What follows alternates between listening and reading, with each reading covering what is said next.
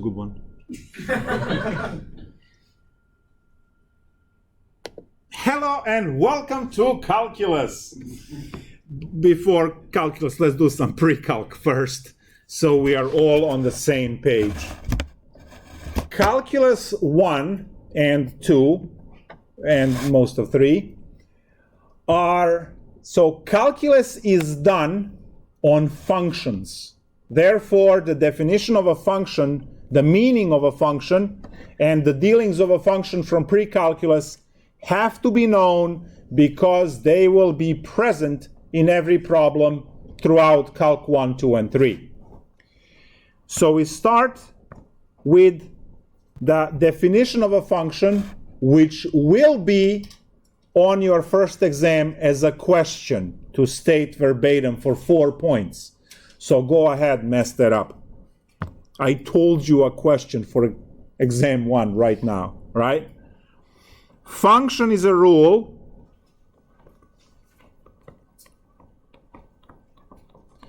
which assigns to each x in the domain a unique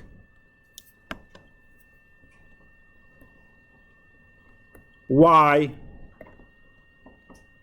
in the range.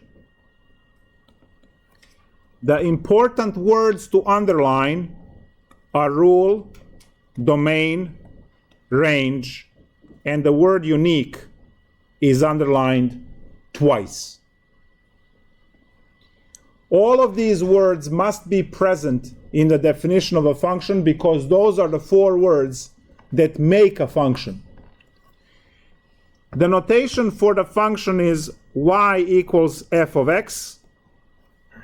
And then an example of a function would be, let's say, f of x is equal to 3x plus 1. A linear function. Now you are used to y equals 3x plus 1, but the function notation is just slightly more powerful. What you see in the notation y equals f of x is your input, which is known as domain. You see your output, which is known as range, and you see your rule, which is the formula. So if I am to dissect this over here, I'm going to say that this is the rule, also known as formula, which you use to calculate values. You see this x, that's going to be your input, and you see this f of x, which is equal to y, which is output. So if I have f of x equals 3x plus 1, I can calculate f of 5, which is 3 times 5 plus 1, to get output of 16.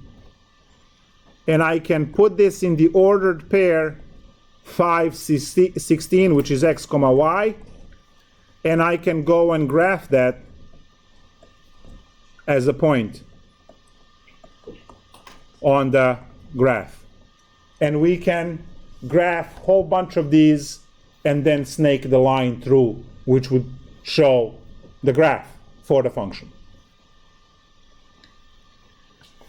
If I change the value to -1, we would have 3 times -1 plus 1 to score -2 over here, and then -1, -2 would be another point on the graph. So we can, well, let's do f of 0 as well. 3 times 0 plus 1 is 1. So we get 0, 1 as a point, x, y. And then we can graph these. This is a straight line. So we should not have a lot of trouble graphing this. 0, 1 is right here. -1, -2 would be right there. And then we connect these, the straight line, and that line is known as our f of x. What is graph? Graph is this line, not the x and y axis. X and y axis are coordinate system. Graph is the line you draw on the coordinate system. And I would suggest for you to get square notebook, $2-3 in Walmart, I guess, or Staples or whatever,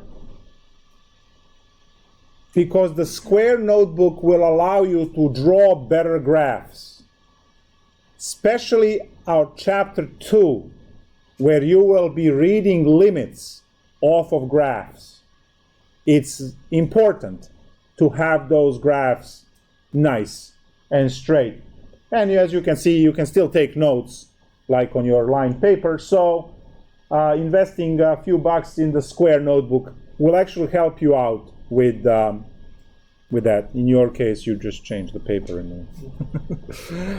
All right, so we have seen the basic idea over here of input, output, and the rule, which is a formula. One word we did not discuss yet is the word unique, which is, as you can see, underlined twice, meaning that's the most important word. Well, all of the words are important. If you take any of them out, the whole thing breaks apart. The word unique is the word that carries definition of a function. If you remove the word unique, the rest of the definition is still valid, but for a different creature.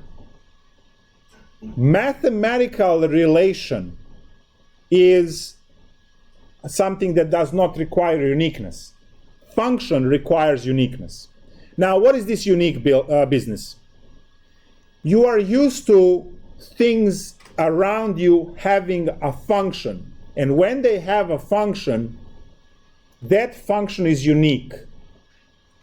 Or it might have multiple purpose, and we say multifunction, meaning it's not unique, so it loses this specific definition.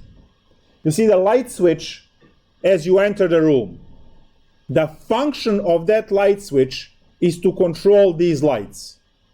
And that's unique function of that particular light switch. You have a light switch where you live. You have a light switch at the store. There are light switches all over the place.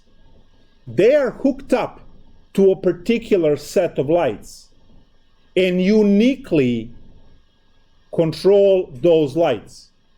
When you flip that switch, you're not worried that you will cause an earthquake in Peru or something, because that's not the function of the switch. Function of the backpack is to carry stuff. What stuff you put inside will tell you what the backpack is all about.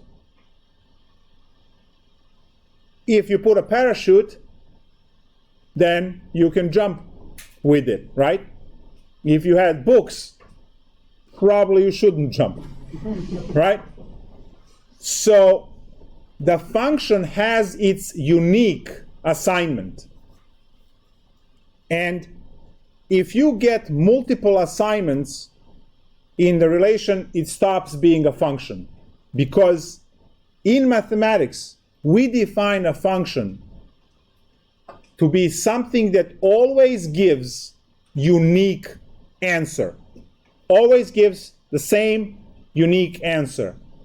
And no matter who performs the calculation will get the same number. So, when we calculate f of 0 equals 1, and we did this in English, right? We got f of 0 is 1. When you use the same function, but now you're in France, you get f of 0 is 1. Because it's a function. 0 will always produce 1 and nothing else. So we can draw, for the function, we can draw this representation, let's say like this, where you have input, so call those x1, x2, x3, and output y1, y2. In the output,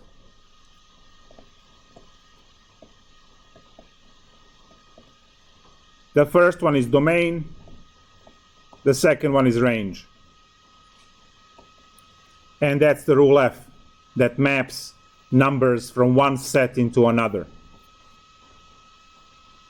Observe that f of x1 produced y1. F of x2 produced y2. And f of x3 also produced y2. And that is okay, because f of x2 will always make y2, and f of x3 will always make y2. An example of something like that is given on the parabola. Because for a certain value, let's say this is -1 and 1, it always brings back 1. And we know that x squared is a function. So f of x equal x squared would have this feature where two different values produce the same y. That is allowed. Another feature like that would be, let's say, sine function that you love and respect so much. See, the sine function has a value of 0 for many x values. How many? Infinitely many. So at 0, at pi, at 2 pi, at 3 pi, at 4 pi, at 5 pi, there we go, at n pi, sine of n pi is 0. It is okay for multiple x values to produce the same y value.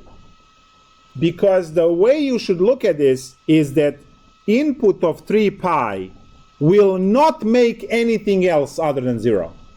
Now, I don't care that something else makes 0. I just care that 3 pi won't make anything else. The other way to understand this would be also, see, you make certain amount of money in a year. You make certain amount of money in a year.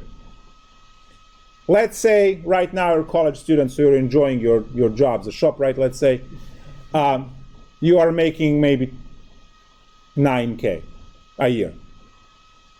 All right? See, your name produces 9K. I don't care that someone else produces 9K. You produce only 9K in that year. Now, if you have another job, then those two will be added, and then you are maybe producing 15K in a year. But you are not producing 15K and then 30K, right? Because it is just one number assigned to one person. Because your W-2s, when they all add on a tax report, you do one tax return. You don't do 7 tax returns. Right? It's 1.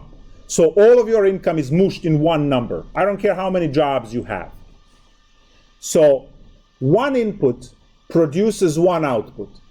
Someone else might have the same number as the output. We don't care about that.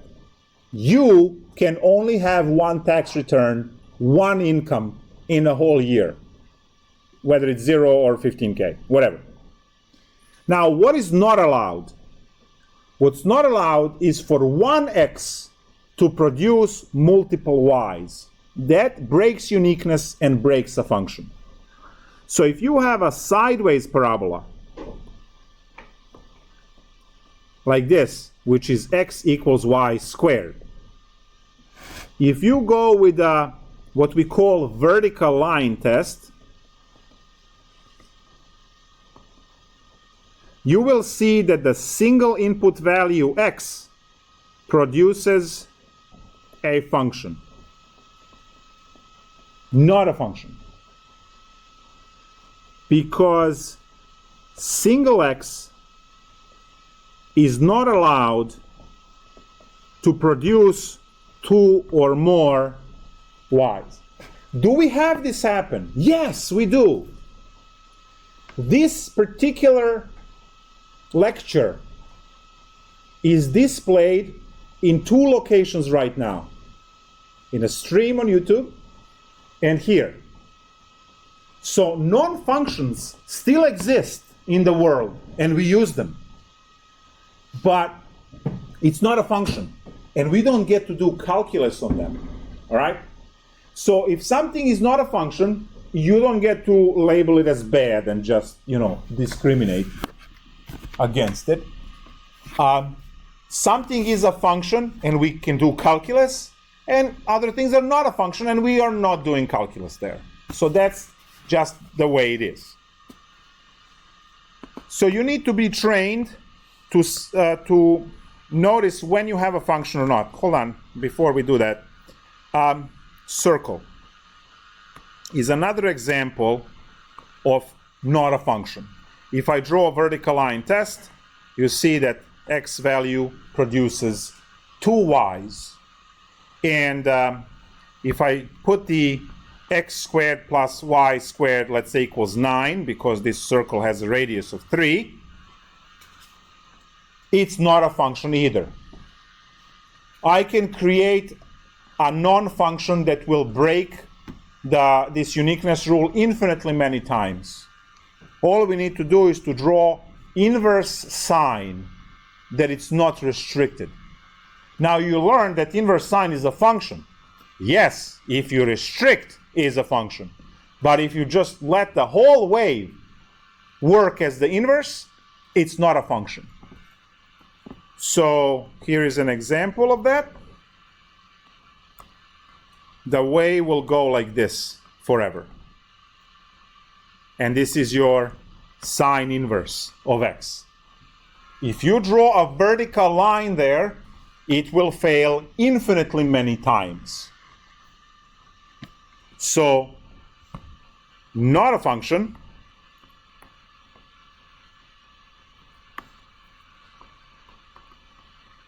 Where inverse tangent, none of them are a function, but if you restrict them, it is a function. Don't forget about inverse tangent, we'll talk about it later. So now, if I restrict the domain, and I draw just one piece of the sine function, like this, then now sine inverse x is a function on a restricted domain. Now I said a restricted domain, not the restricted domain, because you can chop it up anywhere. You can pick this piece up apart and it's still a function, right? Because anything between those two lines, when you do vertical line test, will pass.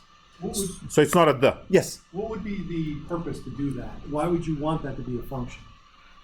Because the sine, cosine, and other trig functions are periodic. So we don't need the whole deal. We can just deal with a small piece. As I said before, calculus is done on functions. If you do not restrict this, you cannot do calculus. There will be no derivatives, no integrals, and you can't calculate, let's say, integrals compute area under the curve, and area under the curve can portray energy of the system for physics.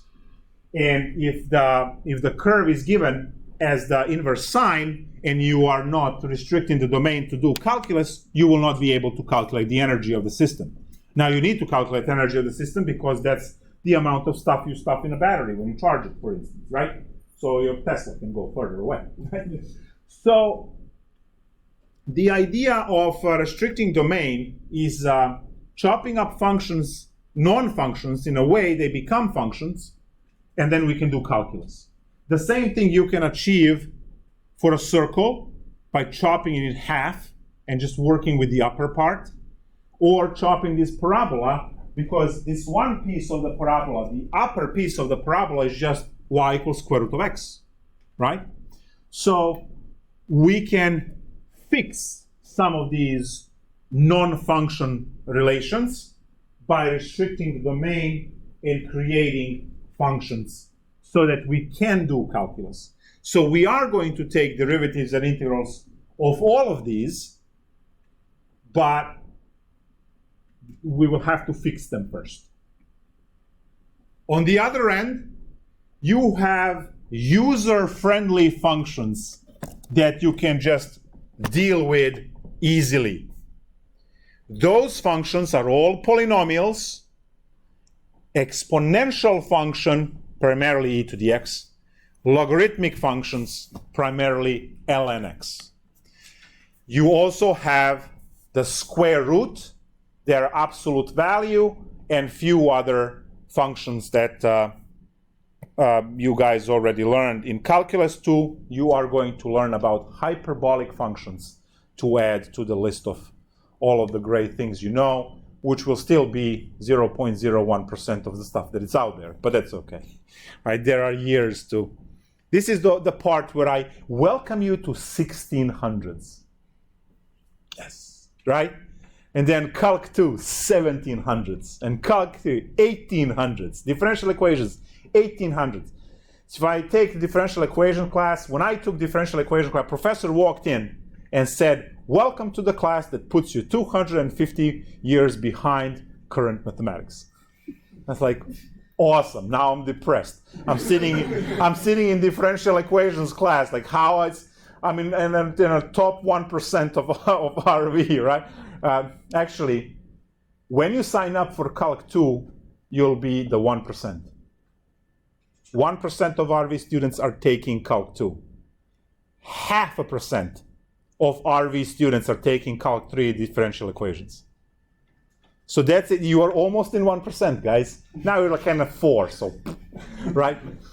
Just next class. Next class, you are making the 1% cut, okay? Pretty much the only time you'll be anything 1%, but it's cool to, you sit in the school, what? You have illusion that you're gonna be next Musk? He didn't waste time in school. He go build stuff. All right. So, and Gates and all of these other guys, right? Anyway, so now,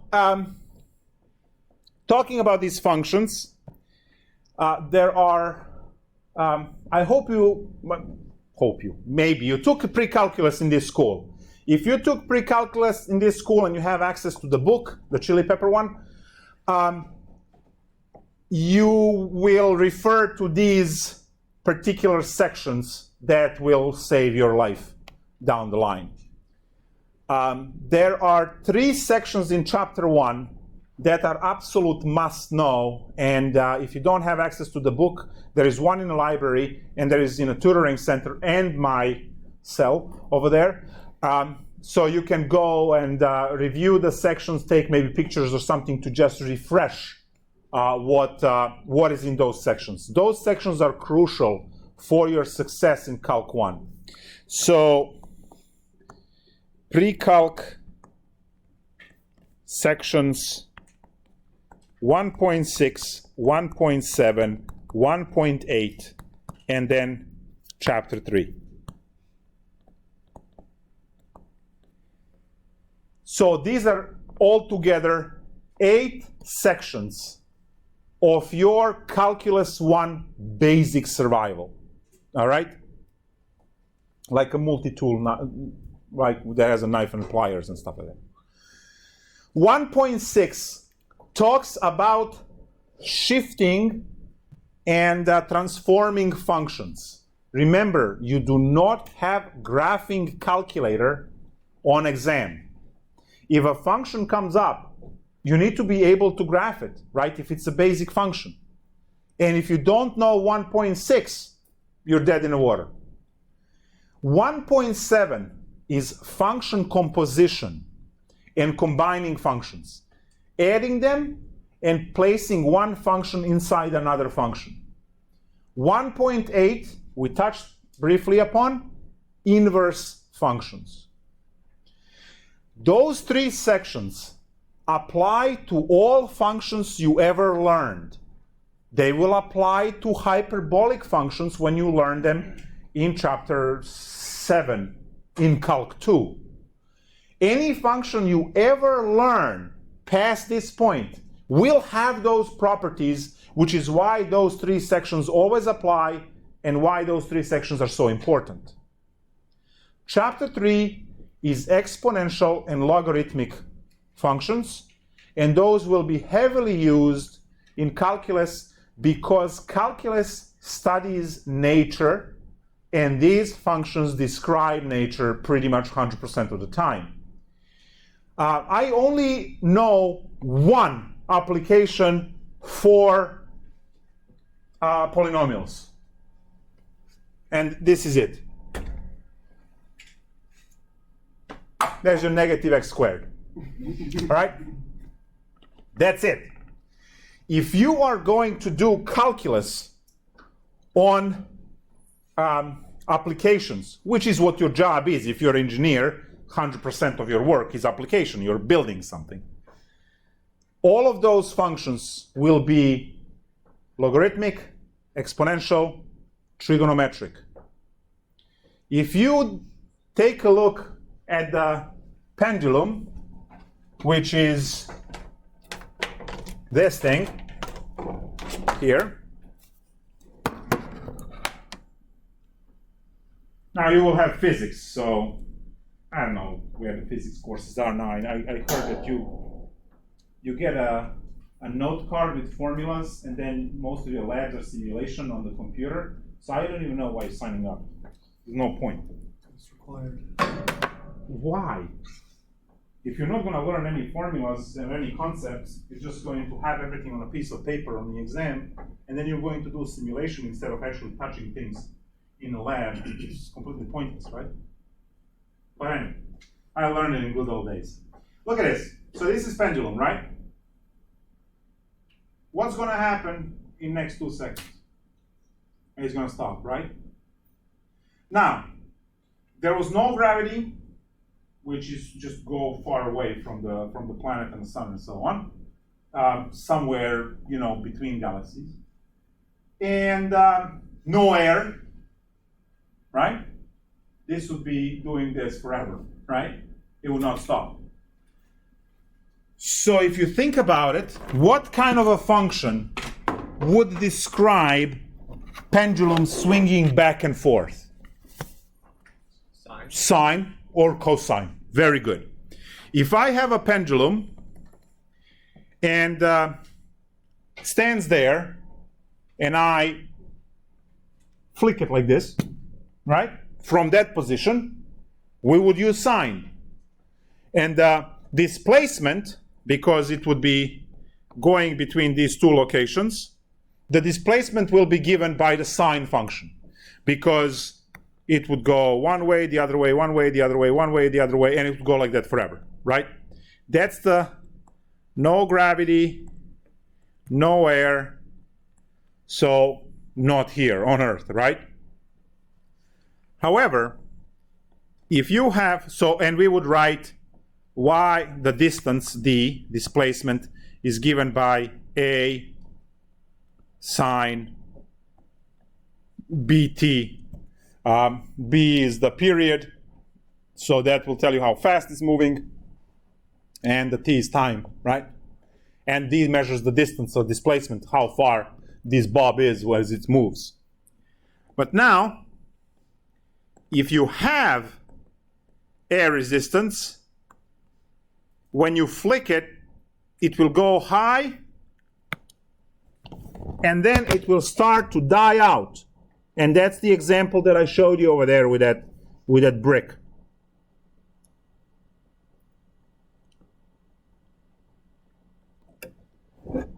Now this puppy has a formula of distance equals AE to the negative CT sine, let's say, BT. All right? So you see that to explain something that we call basic in physics, where are your polynomials? Nowhere, right? It's these guys. Now, if I have a displacement function, that's how far you go. We are going to learn in this class that when you take the derivative of that, you get velocity. So you will be taking derivative of these types of functions. When you take another derivative, you get acceleration. That's where we are headed in a few weeks from today. So we use sine in this case because this was perfectly happy there, right? And it's what we call equilibrium point, which is the point that is using minimum energy state. This is why laziness is the primary mode everyone is in. And then it takes effort to do anything else because everything is trying to be at the minimum energy state. That's why the planet is round, by the way. Every particle of the planet is trying to be as close as possible to the center of the Earth, which has the lowest energy state. So it creates a ball because every particle is kind of rushing and trying to be as close as possible to the center. Now, obviously, not everyone can make it. So now when you take a look at this, if you take this piece and with your hand shift it here and then let go, the formula changes into cosine because you made the displacement, right? Because sine starts at 0, which is equilibrium, cosine starts, right? The cosine graph would start. So if you are starting with this configuration, right, like that, then the equation would be cosine t. So connecting the physical realm with equations to do physics, which is precursor to engineering, so you can eventually build something, you need to be able to deal with these equations. And dealing with these equations allows you to understand, right, the situation so that you can calculate the positions, velocities, acceleration.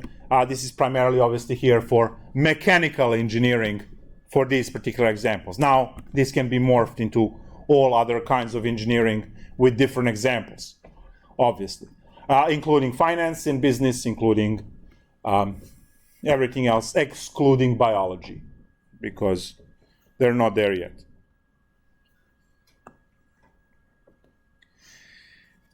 So these sections, this one deals with graphing. Say that you are supposed to graph y equals 3 over x minus 5. This will be immediately in chapter 2 requirement to do it without thinking. What you should know by now is y equals 1 over x has this as a graph. So that's our basic graph for 1 over x. Now we see few modifications in the graph that we want to get. One modification is that we have 3 times everything, and now that will actually make this particular graph rise faster. So 3 is 3 times, right? So all of the y values will be 3 times as high as this. So if this had 1, 1, this graph would have 1, 3. That's the idea. Because the y values are all 3 times higher for this graph because it's 3 times the y values of that. So that's one thing. The other feature we have is this -5. What does that do? Shifts everything to the right. Perfect. So to sketch a graph, I will have to draw my vertical asymptote at negative, no, shifts it to the right. Hold on. Holy nightmare. There we go. So shifts everything to the right 5 units, and you draw the same graph. Now, it's not humanly possible to do awesome job at, times 3. You pretty much need just a sketch of the graph because you want to see that this part here goes to positive infinity, this part goes to negative infinity. Like, those are the things that you want to catch. So you don't need a precise. No one will ask you a third decimal point off of the graph, right? You just need to know something like that. Y equals square root of x plus 3 minus 1. What you are supposed to know from, again, PreKalculus1 is that the vanilla graph square root of x is that, right? Now, you have plus 3, which is attached to x. What does that do?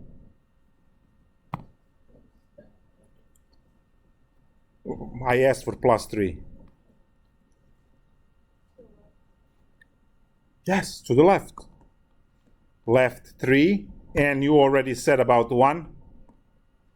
Down 1. So, to sketch this graph, you will go 1, 2, 3 units to the left and 1 unit down, and you would draw the same shape as you had before. The shape of the graph is always the same. Square root always looks like this, no matter where you draw it. And you find the location of this start point by shifting everything where it has to go, depending on what features you have. All of this in 1.6 for absolute values. Later on repeated for trig functions. Absolute values, x squared, linear functions, logarithmic, exponential, all of them have it. So it's important to be able to graph this by hand. Now, we will have a lot of practice in class, obviously, but I need you now to understand that when that exam 1 shows up, these graphs are part of that exam, and you don't have graphing calculator. So the sooner you start prepping and looking at the 1.6, if you don't have the book, where is the book? Library, 2-hour reserve. Where else? Tutoring center, very good. And I believe they also have a 2-hour limit. And where else? You. Yes, my cell, exactly. All right. So there is access to the book for you guys to. Now you can probably also purchase old edition of the PreKalkulus book for very inexpensive online, because I think they're up to edition 6. You can probably purchase second or a third edition for like $20 or something. But I don't know. I don't know. I just know about calculus. What is happening on Tuesday? Tuesday, well, let me just say bye over here first. Bye. There we go.